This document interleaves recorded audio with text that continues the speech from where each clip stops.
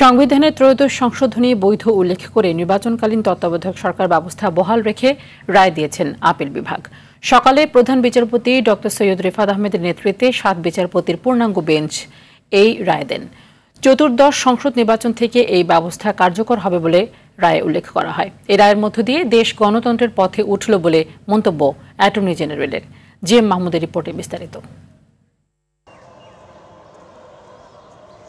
চরম রাজনৈতিক অস্থিরতার মধ্যে ১৯৯৬ সালে ত্রয়োদশ সংশোধনীর মাধ্যমে সংবিধানে নির্বাচনকালীন নির্দলীয় তত্ত্বাবধায়ক সরকার ব্যবস্থা অন্তর্ভুক্ত হয়। এরপর পরপর ৩টি জাতীয় নির্বাচন এই ব্যবস্থায় হলেও ২০১১ সালে তা বাতিল করে সর্বোচ্চ আদালত। এর ফলে বিগত ৩টি নির্বাচন দলীয় সরকারের অধীনে করে আওয়ামী লীগ। প্রতিটি নির্বাচনেই মানুষের ভোটাধিকার হরণ করে ক্ষমতা আঁকড়ে রাখে ক্ষমতাসীনরা। ২৪-এর গণঅভ্যুত্থানে স্বৈরাচার হাসিনা সরকারের পতনের পর তত্ত্বাবধায়ক সরকার ব্যবস্থা বাতিলের রায় পুনর্বিবেচনা চেয়ে আপিল করে বিএনপির মহাসচিব মির্জা ফখরুল ইসলাম আলমগীর, জামায়াতের সেক্রেটারি জেনারেল মিয়া গোলাম পরোয়ার ও সুজন সম্পাদক বদিউল আলম মজুমদার সহ ৮ জন বিশিষ্ট ব্যক্তি। প্রধান বিচারপতি ড সৈয়দ রেফাত আহমেদের নেতৃত্বাধীন ৭ বিচারপতির পূর্ণাঙ্গ বেঞ্চে আপিলের রায়ে বাতিল হওয়া তত্ত্বাবধায়ক সরকার ব্যবস্থা আবারও প্রবর্তন করা হয়। রায়কে দেশের বিচারিক ব্যবস্থার জন্য একটি মাইলফলক বলে মন্তব্য করেন বিএনপির আইনজীবী জয়নুল আবেদিন।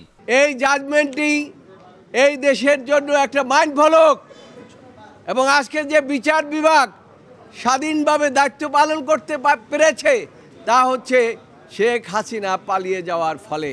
জামায়াতের আইনজীবী বলেন, এখন উচিত সবাই মিলে একটি অবাধ, সুষ্ঠু ও নিরপেক্ষ নির্বাচন ব্যবস্থা শক্তিশালী করা। শেষ পর্যন্ত এখানে আমরা আসলাম ফিরে, পরবর্তী দায়িত্ব হবে সকলে মিলে Democratic environment in the society, free fair election and credible election ব্যবস্থাকে সকলে মিলে শক্তিশালী করা।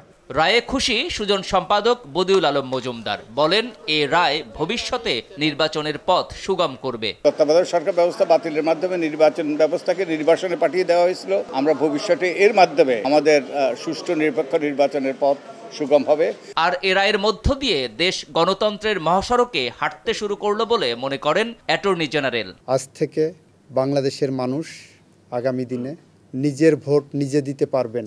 দিনের ভোট রাতে হবে না, মৃত মানুষ এসে ভোট দিয়ে যাবেন না। এরকম একটি গণতান্ত্রিক মহাসড়কে চলা শুরু করলেন বলে আমরা মনে করি। সর্বোচ্চ আদালতের রায়ে তত্ত্বাবধায়ক ব্যবস্থা ফিরলেও এখনই তা কার্যকর হচ্ছে না। প্রয়োগ হবে চতুর্দশ জাতীয় সংসদ নির্বাচন থেকে। তবে এই রায়ে জাতির আকাঙ্ক্ষা পূরণ হয়েছে বলে মনে করছেন রাষ্ট্রপক্ষ সহ আপিলকারীদের আইনজীবীরা। GM Mahmud, supreme court, Dhaka.